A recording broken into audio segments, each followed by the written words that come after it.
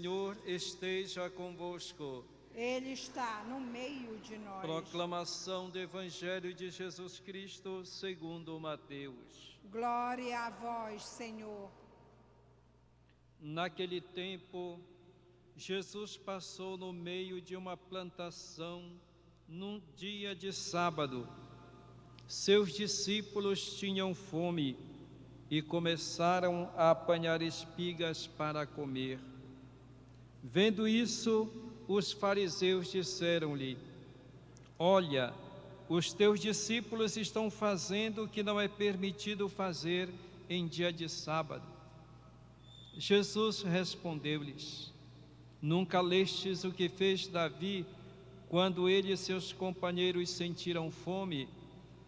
Como entrou na casa de Deus e todos comeram os pães da oferenda que nem a ele nem aos seus companheiros era permitido comer, mas unicamente aos sacerdotes?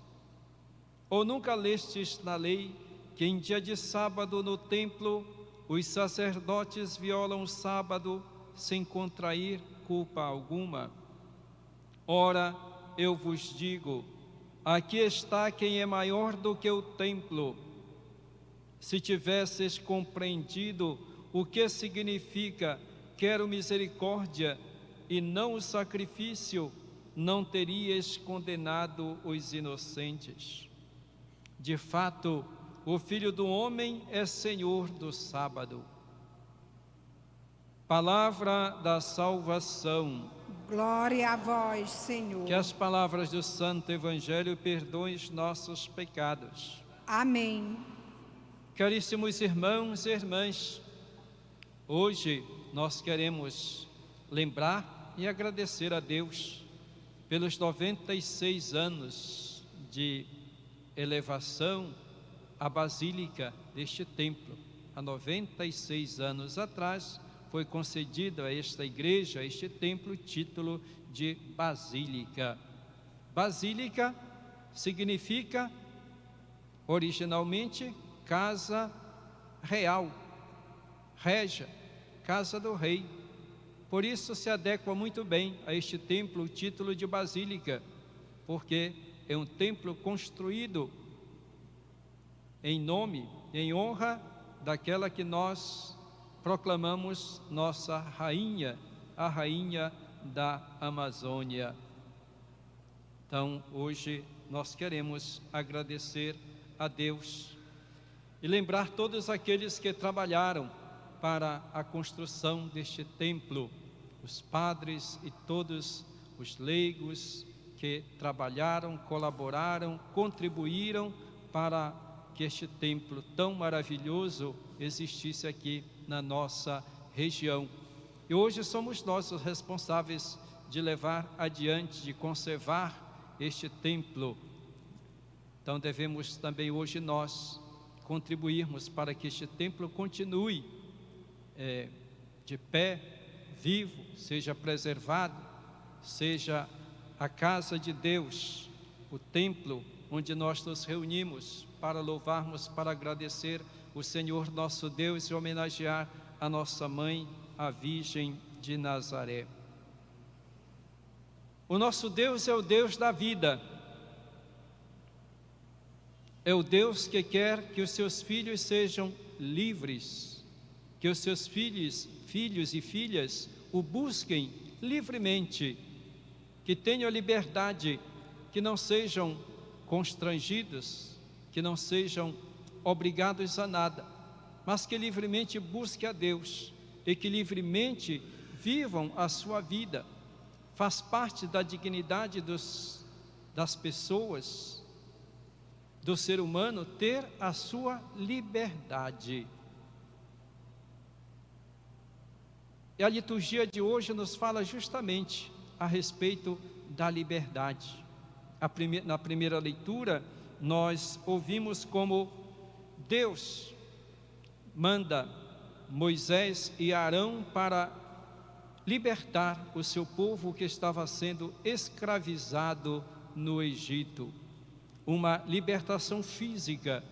E Deus, então, providencia a libertação do seu povo. E no Evangelho, Jesus nos fala daquela escravidão que algumas pessoas tinham a respeito da lei. Colocava a lei em primeiro lugar e se tornava assim, então, dependentes, escravos desta lei. E isso impedia a vivência das pessoas da própria fé de modo livre, de modo que as pessoas pudessem louvar, buscar a Deus de coração, não por obrigação. Que as pessoas buscassem acima de tudo o amor e não a observância de uma lei.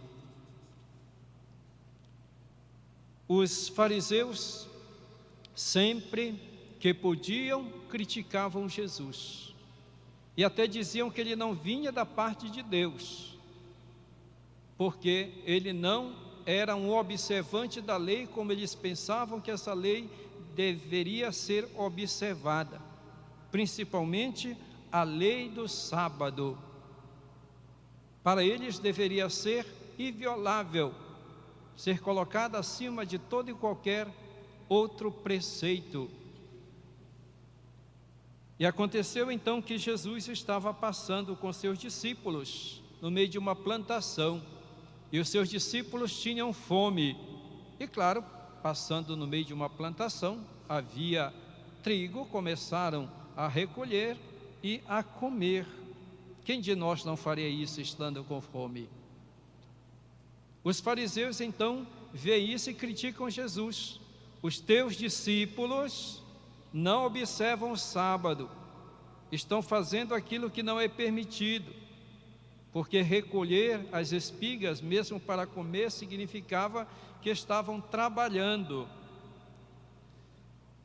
E Jesus então responde para eles, dizendo que, será que eles nunca leram na Escritura? Lá na Escritura existe um exemplo de que quando Davi e seus companheiros sentiram fome, entraram na casa de Deus e comeram o pão que somente aos sacerdotes era permitido comer. E também os próprios sacerdotes podem violar o sábado sem contrair culpa alguma. Portanto, essa lei, ela não é absoluta. Precisa ser observada assim a lei. Como Jesus diz, eu não sou contra a lei. Aquilo que Jesus não aceita é o modo como essa lei é observada e é colocada em primeiro lugar. Jesus diz que o mais importante do que a lei é a misericórdia, é o bem das pessoas, é a promoção da vida. Jesus diz para eles, se vocês compreendessem o que significa quero misericórdia, não sacrifício, não terias condenado os inocentes. Significa que no passado, eles já haviam condenado pessoas inocentes à morte por causa da não observância dessa lei do sábado. Então aplicavam a lei ao pé da letra, e com isso cometiam pecado até atentado contra a vida das pessoas. A lei do sábado estava acima da vida das pessoas e se esqueciam da misericórdia. Por isso Jesus diz, vocês deveriam lembrar-se daquilo que está escrito, quero misericórdia e não sacrifício.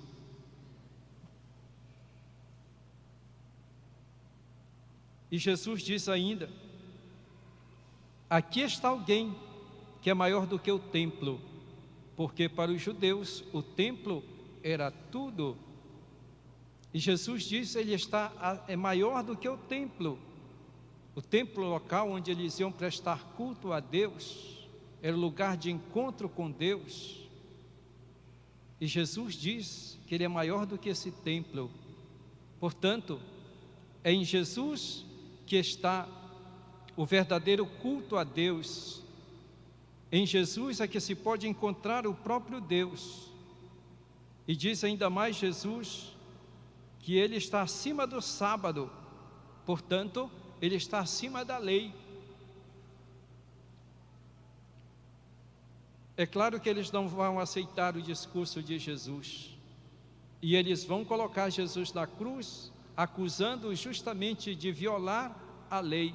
Aquilo que Jesus disse que eles já fizeram no passado, eles vão fazer com ele mesmo, chamando-o de blasfemo, aquele que não observa a lei e incita o povo a fazer a mesma coisa. Condenaram inocentes a morrer por causa da lei. Queridos irmãos e irmãs, Jesus nos deixou uma lei suprema. A lei mais importante que Ele deixou para nós é, sabemos, a lei do amor, da valorização da vida das pessoas, buscar o bem das pessoas, colocar a vida em primeiro lugar, usar de misericórdia para com as pessoas. Contra isso não existe qualquer lei. Toda a lei deve estar justamente para promover o bem, para promover a vida. Por isso, quando existem algumas leis que não estão ajudando para que as pessoas tenham vida, tenham liberdade, essa lei não deve mais existir.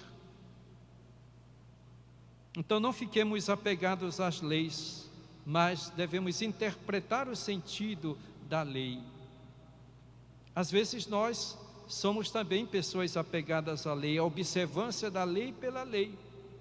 Eu sempre dou este exemplo. As pessoas às vezes, na observância do preceito dominical, dizem: eu quero me confessar porque eu faltei à missa.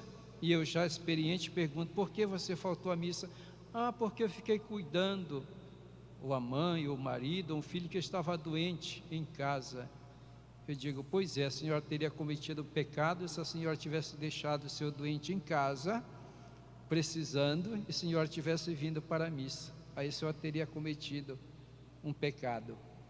Porque a lei maior é o amor, a misericórdia, é a caridade. É diferente de quem faltou à missa por preguiça, por falta de interesse, mas quem não veio porque ficou cuidando de alguém que estava doente, praticou o amor, a misericórdia. O amor e a misericórdia valem muito mais do que qualquer sacrifício. E não esqueçamos aquilo que Jesus disse, que quem cuida de um doente está cuidando de quem?